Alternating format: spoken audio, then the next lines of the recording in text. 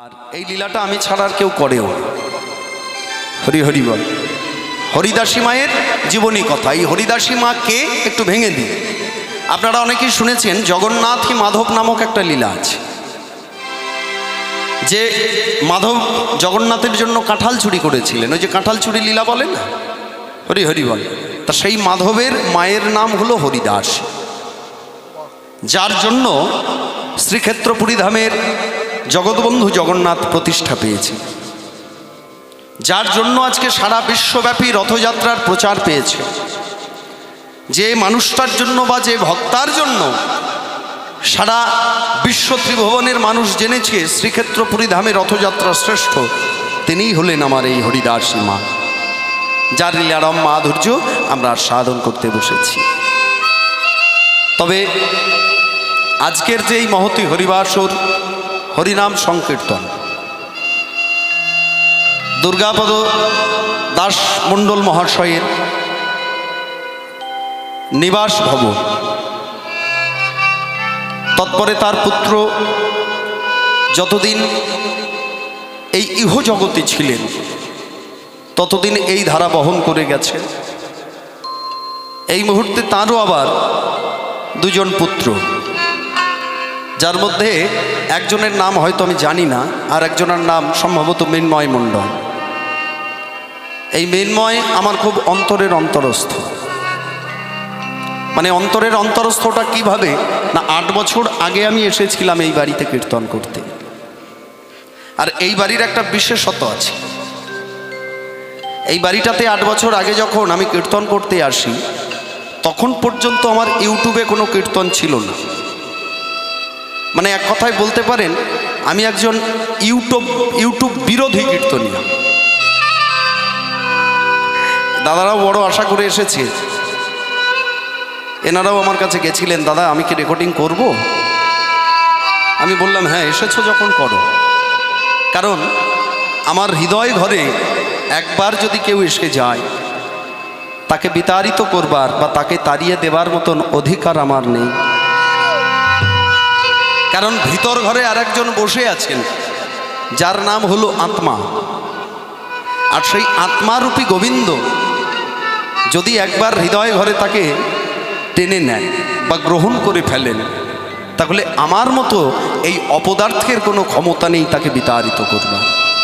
ঠিক এই রকমই একটা ঘটনা 8 বছর আগেও এই মৃন্ময় মণ্ডলের বাড়িতে ঘটেছিল। একজন ইউটিউবার শ্রীহরি ওয়াইটি, সম্ভবত বোধহয় অমিত মণ্ডল নাম, না অমিত মণ্ডল, আমার লাইফের প্রথম রেকর্ডিং করে ওই শ্রীহরি ওয়াইটি। চাপাল গোপাল উদ্ধার রেকর্ডিং হয়েছিল, এখানে গান করেছিলাম চাপাল গোপাল।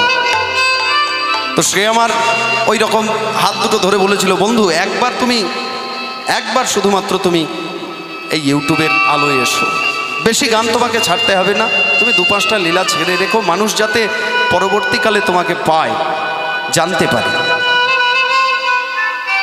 তার অনেক আশা ছিল, অনেক আশা নিয়ে সে কিন্তু রেকর্ডিং করেছিল।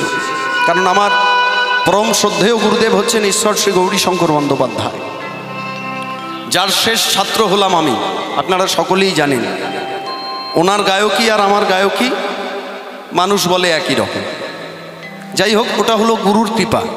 কিন্তু ইউটিউবে আমি আসতে চাইনি, তার মূল কারণ যেটা, আমার গুরুদেব হচ্ছেন মহাসমুদ্র, আর সেখানে একটা ছোট পুষ্করিণীতে এইরকম একটা নরকের কীট গান গাইবে, আর সেই গান বিশ্বব্যাপী চলবে। আচ্ছা বলুন, সেটা শোভা পায়? কোথায় গৌরীশঙ্কর বন্দ্যোপাধ্যায় আর কোথায় জয়দেব বৈরাগ্য? কিন্তু বর্তমান প্রজন্ম, বর্তমান যারা শ্রোতা আছেন প্রকৃত কীর্তনের, কারণ আমি তো কীর্তনের বাইরে করি না, কীর্তনের যারা শ্রোতা, তাদের প্রত্যেকেরই মাথার মণি হয়ে উঠেছি শুধুমাত্র আপনাদের চরণধূলি পাথেয় হয়ে, আপনাদের কৃপা পেয়ে। প্রত্যেকের শুধু ওই একটাই আকাঙ্ক্ষা, আপনার গুরুদেবের যে গান, যে কথা, সেই গান আপনার মুখেই পাই, আর কারোর মুখে এখন পাওয়া যায় না। যার জন্য আপনাদের জন্যই আমাকে বাধ্যতামূলক হয়ে আসতে হয়েছে। আর যে বাড়িটাতে প্রথম আমার ইউটিউব হয়েছিল, সেই বাড়িটাই হলো এই মৃন্ময় মণ্ডলের বাড়ি। সেখান থেকেই এদের সঙ্গে আমার একটা ওতপ্রোতভাবে ভালোবাসা। কিন্তু বিগত 7 বছর সেই ভালোবাসাটা হারিয়ে গেছে। কোনো যোগাযোগ ছিল না। গত বছরে যখন ভারু রামকৃষ্ণপুরে নস্করপাড়ায় আমি গান গাইছি, এই যে এসেছেন আমার বাবারা, এনাদের সঙ্গে আমার খুব ঘনিষ্ঠ সম্পর্ক। বোধহয় এই বছর নিয়ে 5 বছর হবে নাকি, 4 বছর, 4 বছর, হ্যাঁ। মানে এনাদের সঙ্গে আমার এমন হৃদয়ের সম্পর্ক এই ভারু রামকৃষ্ণপুরের, আমার মনে হয় আমি যতদিন বাঁচবো আর কৃষ্ণপদ হালদার যতদিন বাঁচবে এরা মনে হয় আর ছাড়বে না। তা সেই রকমই ভালোবাসার সৃষ্টি ওই আসরে গত বছরেই দাঁড়িয়ে আবার মিন্ময়ের সঙ্গে আমার হয়েছিল। আমি প্রথমে খেয়াল করিনি আমার এই মিন্ময় ভাই কীর্তন শুনছে তার মাকে নিয়ে বসে। গানের শেষে যখন চোখ দুটো ছলছল করছে আর আমার কাছে ছুটে এলো, দাদা অনেক দিন পর তোমাকে দেখে খুব আনন্দ পেলাম, তোমার সেই গান আবার শুনতে পেলাম। গান অনেক শুনি, কিন্তু তোমার গানের একটা আলাদা স্পিকিং পাওয়ার, যেটা অন্য কারোর সঙ্গে মিল হয় না। তা বড় আশা করে মিন্ময় বলেছিল গত বছর, দাদা বাবা আমার হারিয়ে গেছে, বাবা আমার চলে গেছে। বিস্ময় হয়েছিলাম, ভাবিনি কখনো যে যার দ্বারা এই বাড়িটাতে এসেছিলাম দ্বিতীয়বার সেই মানুষটাকে আর দেখতে পাবো না। তাই বড় ব্যথার সঙ্গে কীর্তন, কারণ যে মানুষ প্রথম আনেন দ্বিতীয়বার এসে যদি তার দেখা না পাওয়া যায়, এর থেকে বিরহ যে কী, এর থেকে ব্যথা যে কী, এর থেকে যন্ত্রণা যে কী, একমাত্র তার হৃদয়ের সঙ্গে তার হৃদয়ের যে মিলন, সেই মানুষ ছাড়া বুঝবে না। সেই ভালোবাসা নিয়েই আজকের এই আসরে আমার আশা। বিগত মাস 2-1 আগে মিন্ময় আমাকে ফোন করেছিল, দাদা এই দিনে আমার বাড়িতে কীর্তন, আমি জানি তোমার পয়সা দিতে পারবো না, তুমি যদি কৃপা করে করুণাবশত আমাদের বাড়িতে আমাকে ছোট ভাই ভেবে, তুমি আমার নিজের দাদা ভেবে যদি আমার বাড়িতে আসো। আমি এক কথায় কথা দিয়েছিলাম। এর মাঝে একটা কথাও বলেছিল, দাদা আমার পাশেই ভারু রামকৃষ্ণপুরের মানুষদেরকে তুমি পয়সার কথা বলো না, এত ভালোবেসে আসো, তারা না হয় সারা বাংলার বুকে একটা আসর, না হয় তোমার জীবনে আর একটা আসর বাড়বে, তুমি কি আমার হয়ে আসবে না? এই কথাগুলো আমি মিথ্যা বলছি না, সত্যি বলছি। এই যে ভারু রামকৃষ্ণপুরের কমিটি বসে রয়েছে, মিথ্যা বলছি নাকি? হ্যাঁ, পয়সা চাই, হরি হরি বল। তা আমি মিন্ময়কে বলেছিলাম, বেশ যাও, আমি তোমাকে কথা দিলাম, না হয় আমার একটা ছিল ভারু রামকৃষ্ণপুর, সারা বাংলার বুকে প্রাণের আসর আমার ওটা, আর আমার এই মিন্ময় ভাইয়ের বাড়ি এই না হয় দুটো আসর আমি গ্রহণ করলাম। তাই আজকের সেই ভালোবাসার আসর, এখানে অর্থের সম্পর্কের আসর নয়। মনে রাখবেন, কীর্তনিয়াদের কীর্তন গান বহু রকম ধারায় হয়, কিন্তু যে কমিটি বা যে মানুষ কীর্তনিয়াদের ভালোবাসতে পারে, সেই ভালোবাসার গানের সঙ্গে কিন্তু অর্থের গানের অনেক তফাৎ হয়ে যায়। নিতাই গৌর হরি হরি বল। কাজেই আজকের কীর্তন সেই ভালোবাসা নিয়ে, আর সেই ভালোবাসার জায়গায় দাঁড়িয়ে আমরা সবাই এই ভক্তার কথা শ্রবণ করবার আগে একবার প্রাণ ভরে দুবাহু তুলে করে করতালি দিয়ে বলবো, হরে কৃষ্ণ হরে কৃষ্ণ কৃষ্ণ কৃষ্ণ হরে হরে, হরে রাম রাম রাম হরে হরে, হরে কৃষ্ণ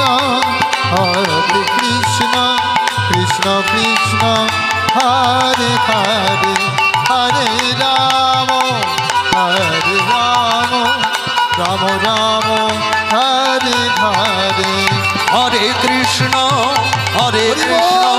কৃষ্ণ কৃষ্ণ হরে হরে, হরে রাম রাম রাম হরে হরে, হরে হরে কৃষ্ণ কৃষ্ণ হরে হরে, হরে রাম রাম রাম হরে হরে।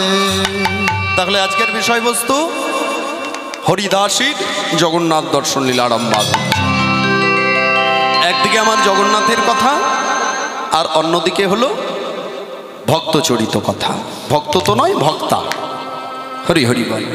কোনো এক গ্রাম, মনে করুন এই যে আপনাদের গ্রামে আজকে কীর্তন হচ্ছে, এই যে মিন্ময় মণ্ডলের বাড়িতে কীর্তন হচ্ছে, এটা কি শুধু মিন্ময় মণ্ডলের উন্নতি বা উপকার বা তার শুধু মঙ্গল? না, এই মাটিতে কীর্তন হচ্ছে মানে এই বাড়িটা একটা গ্রামের মধ্যে অবস্থান করছে, কাজেই এখানে কীর্তন মানে সারা গ্রামের মঙ্গল।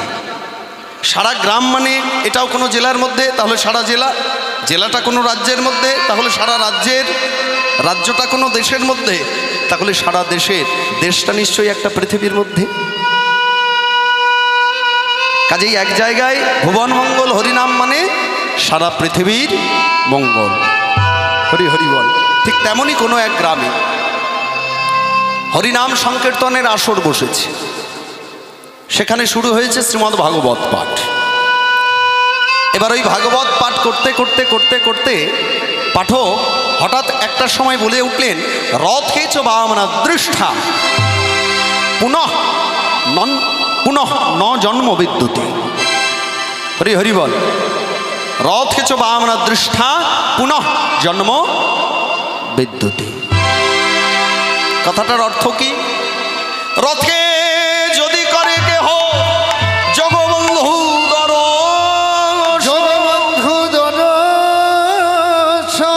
না না না না, আর না হইবে তাদের জনম মরণ।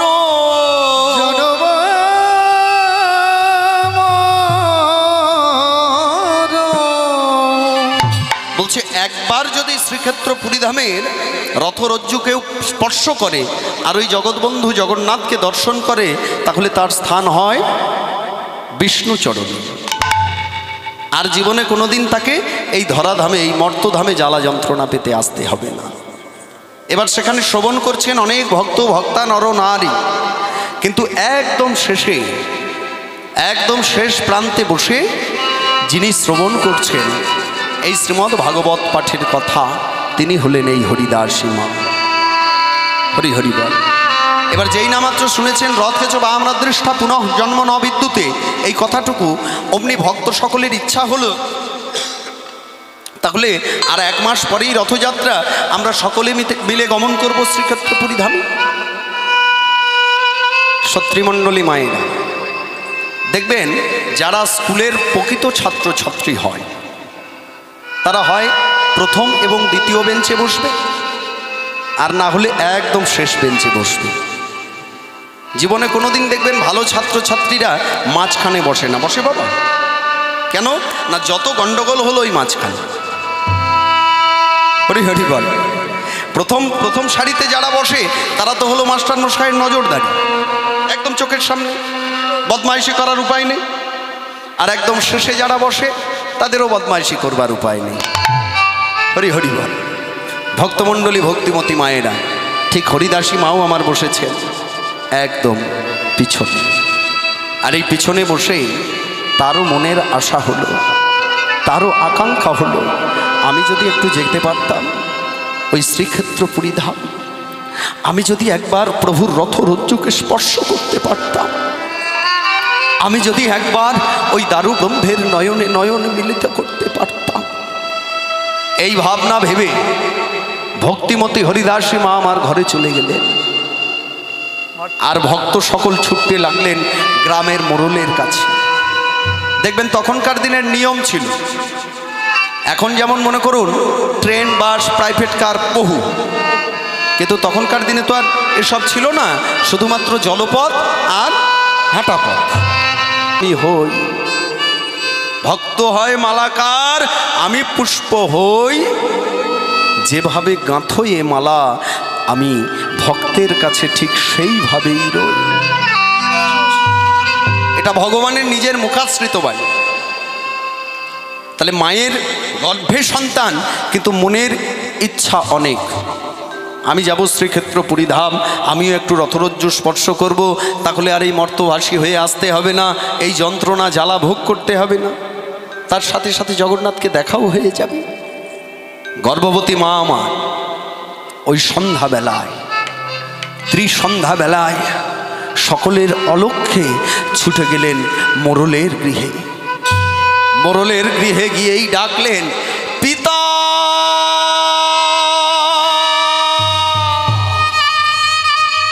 পিতা। কে কে এই অসময়ে? একই হরিদাসী, আয় আয় আয় মা, আয় মা, আয় আয় ঘরে আয়, এই বাইরে দাঁড়িয়ে কেন, আয় আয় ঘরে আয় মা। বসতে আজ্ঞা করলেন মোড়ল মশাই। বসতে দিলেন আপন ঘরে। বসতে আসন যেই না মাত্র দিয়েছেন, হরিদাসী মা আমার বসলেন সেই আসনে। প্রশ্ন করলেন, মোড়ল মশাই, হরিদাসী তোর গর্ভে সন্তান মা? গর্ভবতী রমণীর তীর সন্ধ্যাকালে ঘরের বাহির হওয়া উচিত নয়, কিন্তু তুই এতটা পথ এলি কিভাবে? তুই কি একা এলি? হ্যাঁ পিতা, আমি একা এসেছি, একা, যাব একা। কিন্তু আমার এখন মনের বাসনা, আমি যেতে চাই সেথা। এই কোথায় যাবি? আগে পিতা, আমি শুনলাম আপনি নাকি গ্রামের সকলকে নিয়ে আগামীকাল প্রাতঃকালে শ্রীক্ষেত্র পুরীধামে রওনা দিচ্ছেন। আগে হ্যাঁ, তাতে কি হয়েছে? পিতা, আমিও যেতে চাই পিতা, আপনাদের সঙ্গে আমিও যেতে চাই, আমাকে নিয়ে চলুন না পিতা। আমি আপনার দুটো পা ধরে বলছি, আপনি আমাকে নিয়ে চলুন, আমি আপনার পায়ে পড়ি। চুপ কর, চুপ কর, চুপ কর। তোর গর্ভে না সন্তান? তুই না গর্ভবতী রমণী? এ মত অবস্থায় আমরা যাচ্ছি মঙ্গলের জন্য, মঙ্গলময়কে দর্শন করতে, আর তোকে নিয়ে গিয়ে কি আমরা পথে বিপদে পড়ব? বিপদ? বিপদ? কিসের বিপদ? কি রকমের বিপদ? কি ধরনের বিপদ? তিনি যদি বিপদ তাড়ন মধুসূদন হয়ে থাকেন,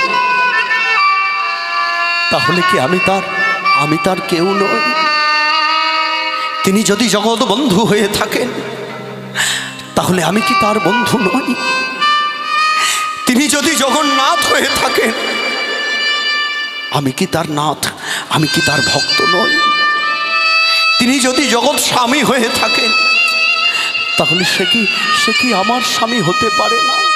পিতা, পিতা, পিতা, আমায় কৃপা করুন, আমায় করুণা করুন, আমায় দয়া করুন। আমি আপনার সাথে যেতে চাই, আমার কোনো বিপদ হবে না। পাছা,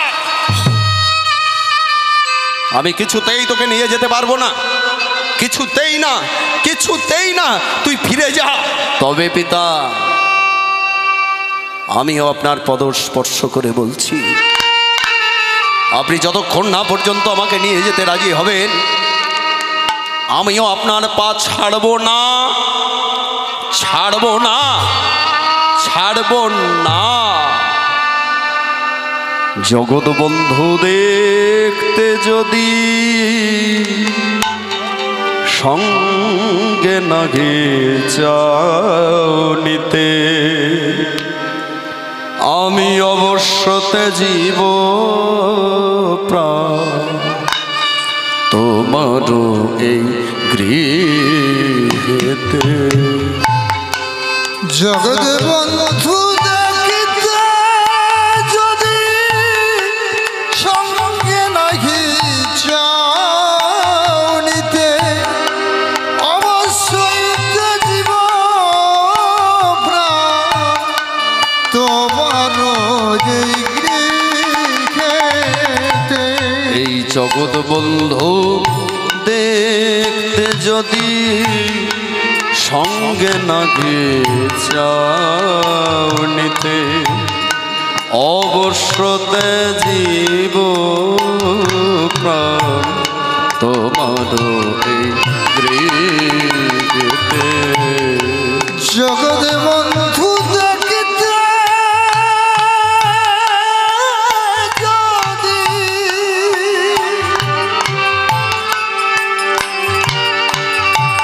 সঙ্গে নাহি চাও নিতে, অবশ্যই জীব প্রাণ তোমার এই গৃহেতে। আমি হয় তোমার সঙ্গে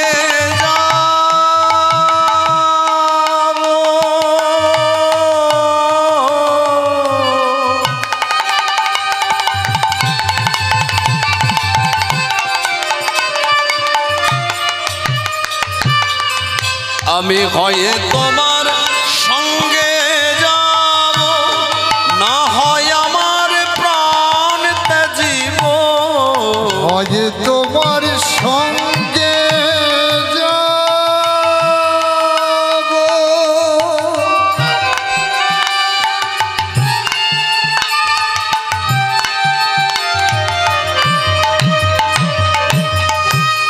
না হয় আমার প্রাণীতে জীবন। দর্শনে বঞ্চিত প্রাণ করিলাম প্রতিজ্ঞা তব। দর্শনে বঞ্চিত প্রাণ করিলাম প্রতিজ্ঞা তব। দর্শনে বঞ্চিত প্রাণ করিলাম প্রতিজ্ঞা তব। আমি দর্শনে বঞ্চিত প্রাণ করিলাম প্রতিজ্ঞা তব। আমার শেষ কথা জানায়ে গেলাম,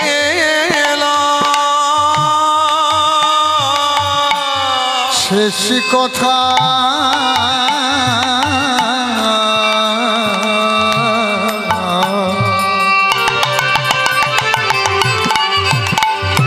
আমি জানায়ে গেলাম, শেষ কথা জানায়ে গেলাম, শেষ কথা জানায়ে গেলাম। আমারে প্রাণার প্রাণ, আমারে প্রাণ রাখব না গো, শেষ কথা জানায়ে গেলাম। আমার যে প্রাণ রাখিব না বলে আমি শেষ কথা জানায়ে গেলাম। আমারে প্রাণ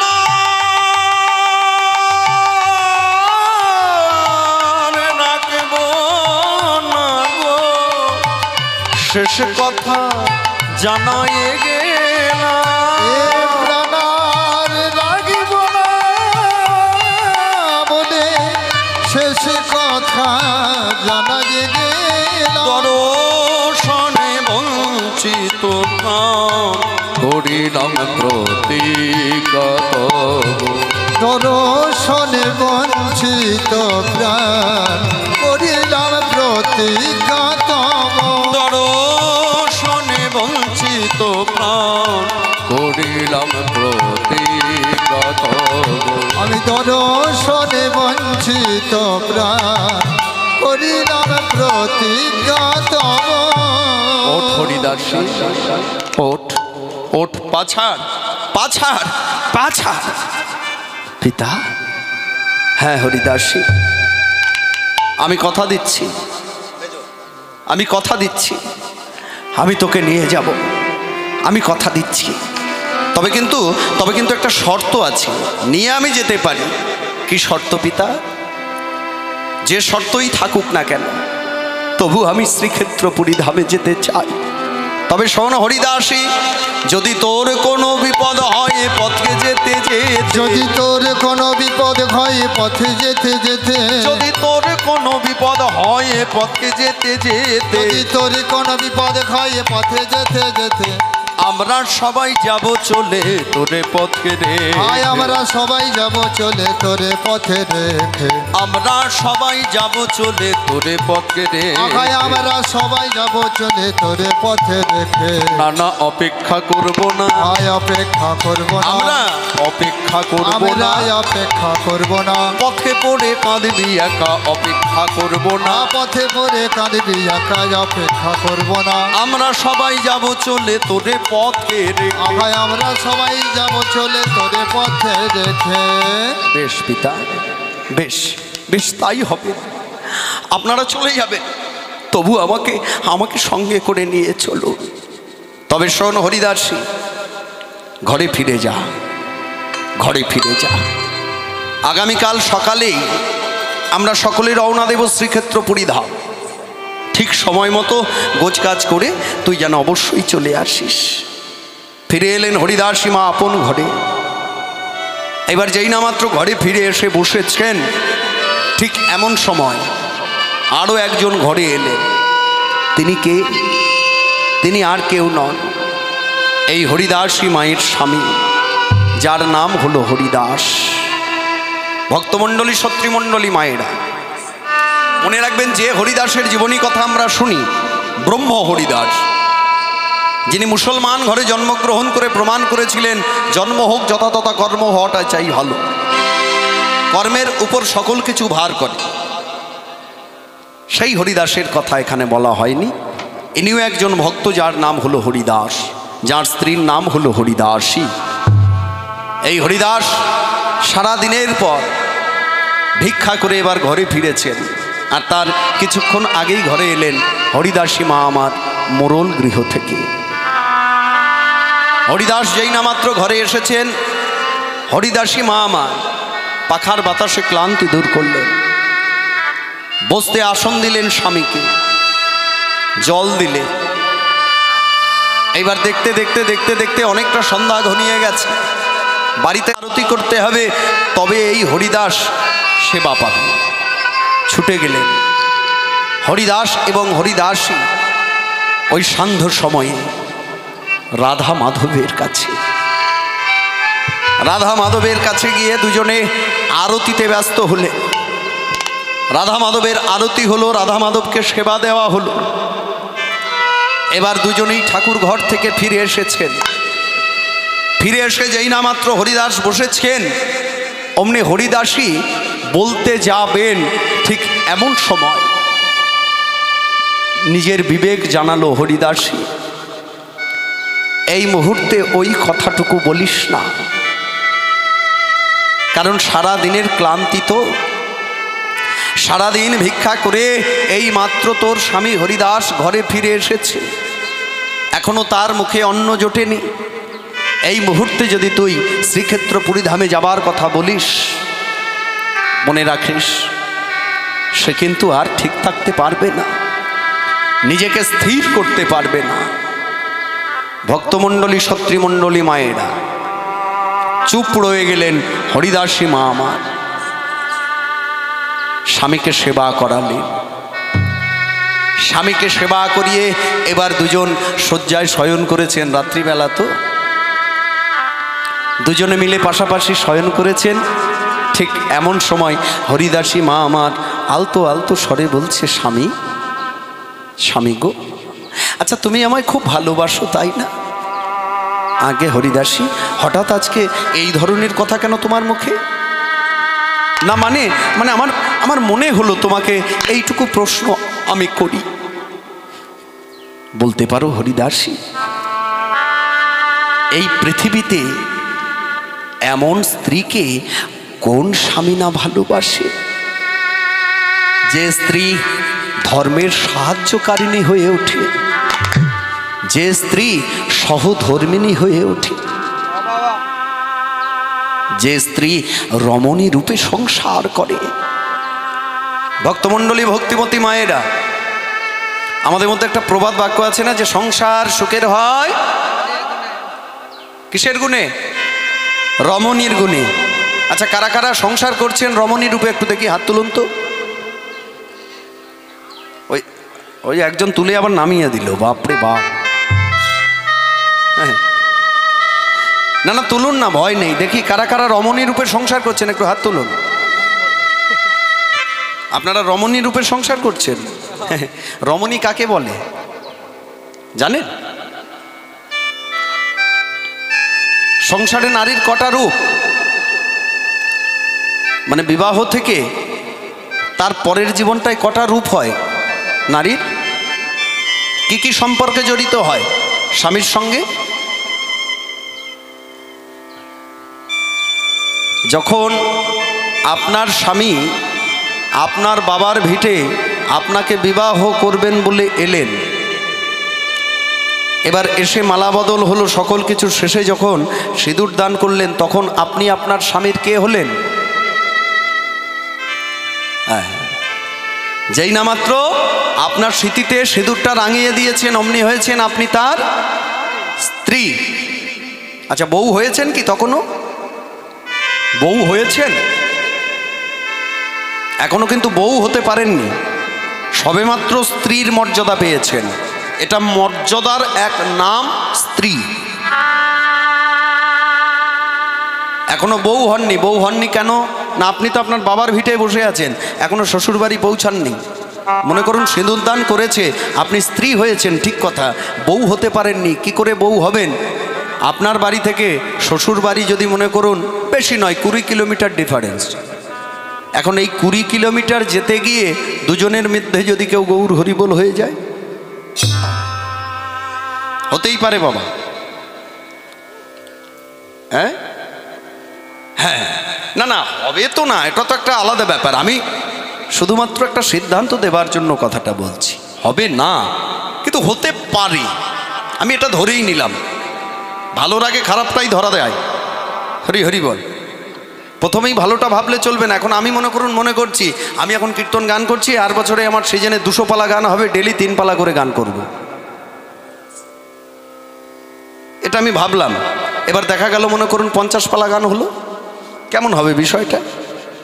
তাহলে ভালো ভাবার আগে খারাপ ভাবতে হবে যে আগামী বছর আমার 50 পালা গান যদি হয়, তাহলে দেখবেন সেখানে 150 পালা কি 200 পালা হয়েও যেতে পারে। তাহলে আগে ভাবো খারাপ, তারপরে ভালো।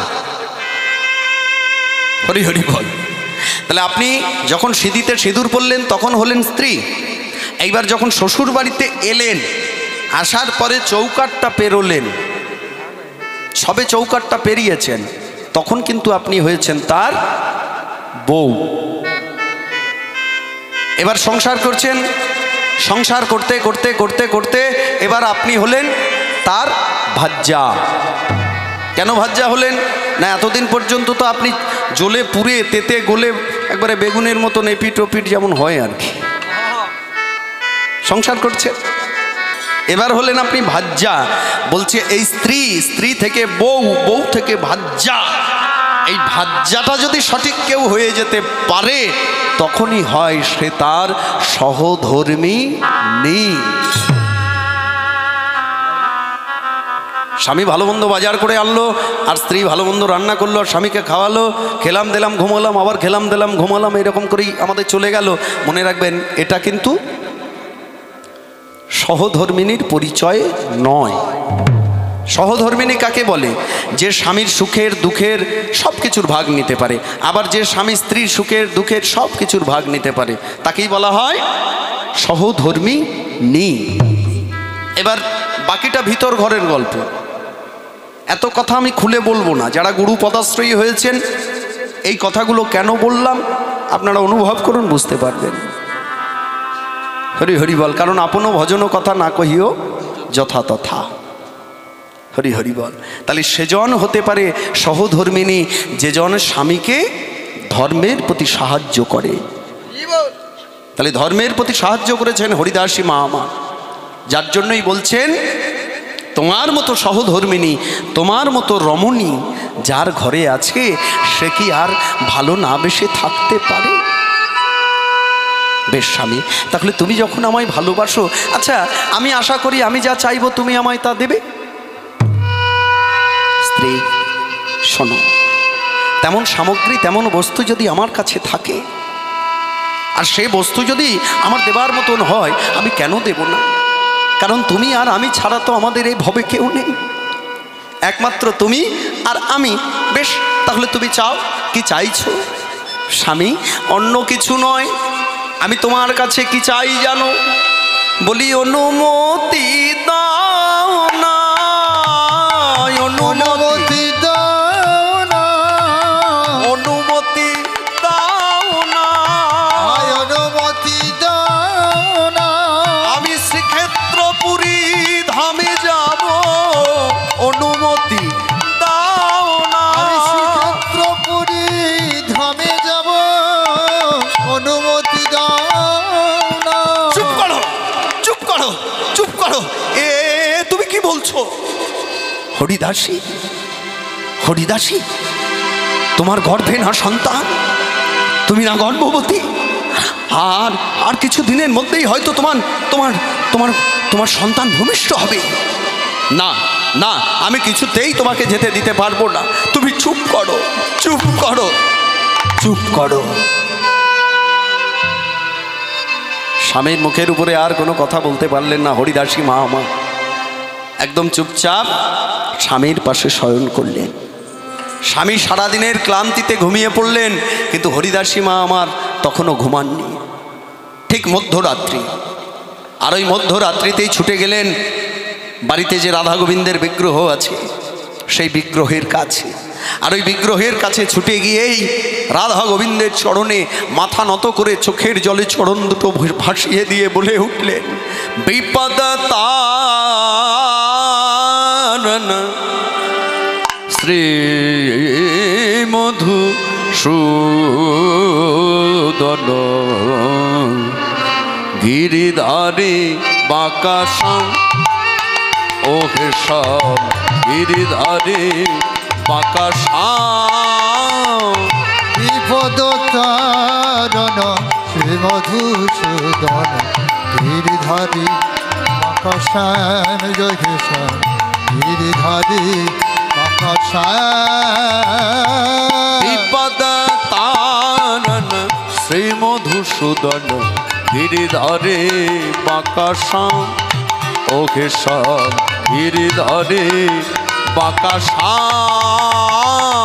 বিপদ তারণ শ্রী মধুসূদন গিরিধারী বাঁকাশাম ও হেশাম গিরিধারী বাঁকাশাম আমি যাব দর্শনে হে রবদু নয়নে, যাব দর্শনে রবদু নয়নে আমি যাব দর্শনে হে রবদু নয়নে, আমি যাব দর্শনে রবদু নয়নে পুরিবে মোর মনস্কাম, হে পুরিবে মোর মনস্কাম, আহা পুরিবে মোর মনস্কাম হে পুরিবে মোর মনস্কাম আমার পুরিবে মোর মনস্কাম, হে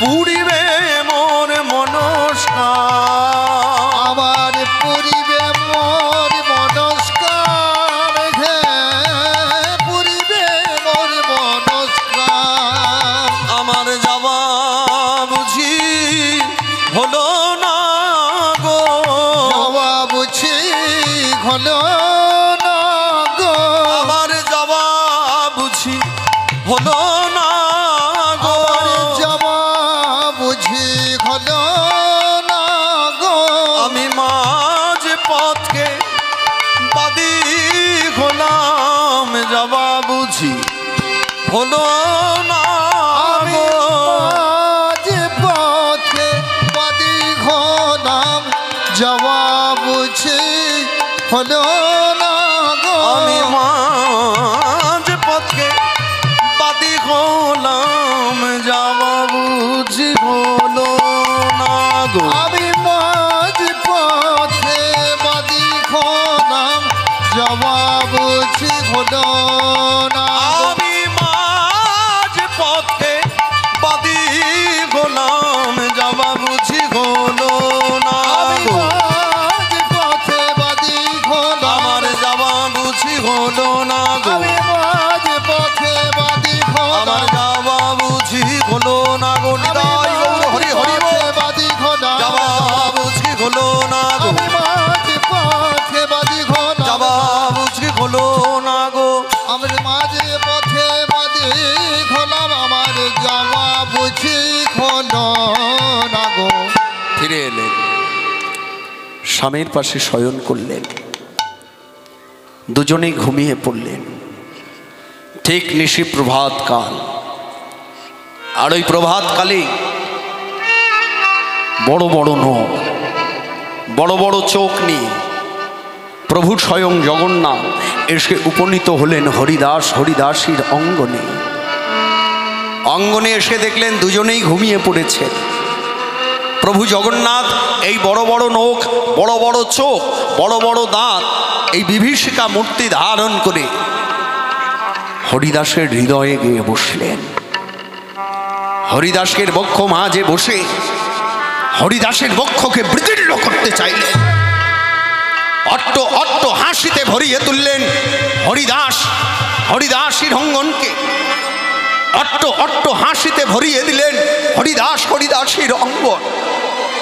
চিৎকার করে উঠলেন, হরিদাস, কে কে কে তুমি?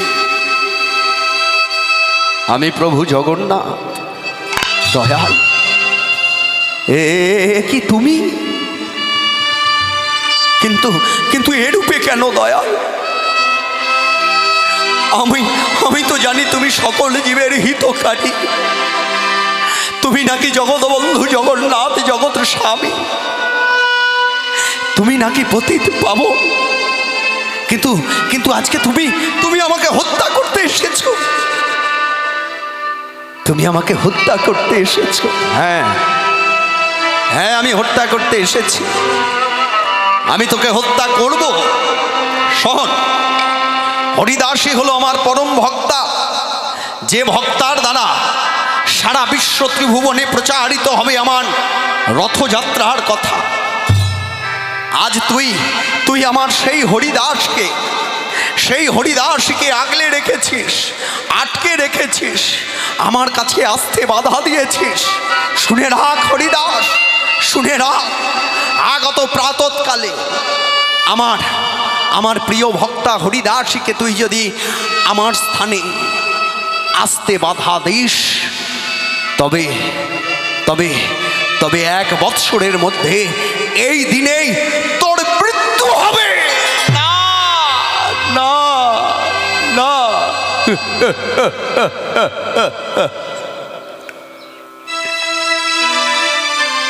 যেই না মাত্র নয়ন মিলে চেয়েছেন, দেখলেন আর সেখানে কেউ নেই। চিৎকার করে উঠলেন, হরিদাসী, হরিদাসী, ওঠো হরিদাসী, আদেশ পেয়েছি আমি, আর বাধা নাহি দেব। আদেশ পেয়েছি আমি, আর বাধা নাহি দেব। আদেশ পেয়েছি আমি, আর বাধা নাহি দিব। আদেশ পেয়েছি আমি, আর বাধা নাহি দেব। আমি আর বাধা দেব না গো, আমি আর বাধা দেব না গো। তোমায় দর্শনে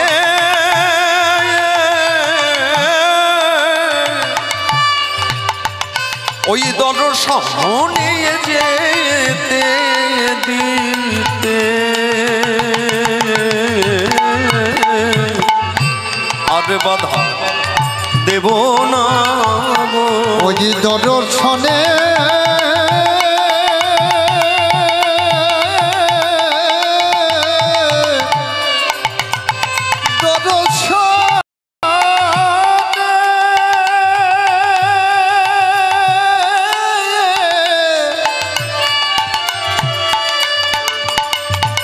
ওই দর্শনে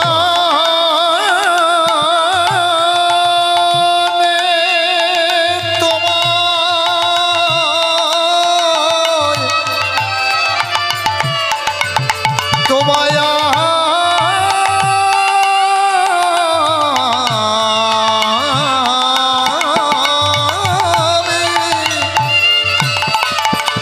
দর্শনে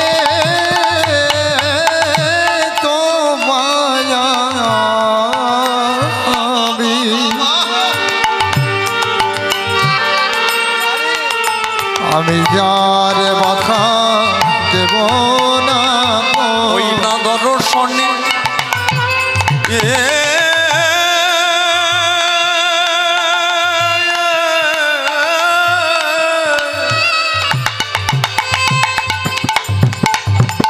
ওই না দর্শনে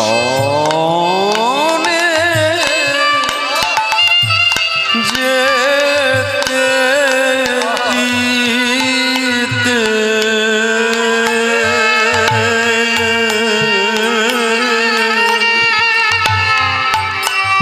বলিয়া আর কোনো বাধা রইল না গো, ওই দর্শনে যেতে দিতে নানা কোনো বাধা রইল না গো, দর্শনে যেতে না দিতে না কোনো বাধা রইল না গো, তোমায় দর্শনে যেতে দিতে বলি আদেশ পেয়েছি আমি, হরি হরি সোনা যেতে দিতে বলি আদেশ পেয়েছি আমি, আয়ার বাধা নাই দেব দর্শনে যেতে দিতে কোনো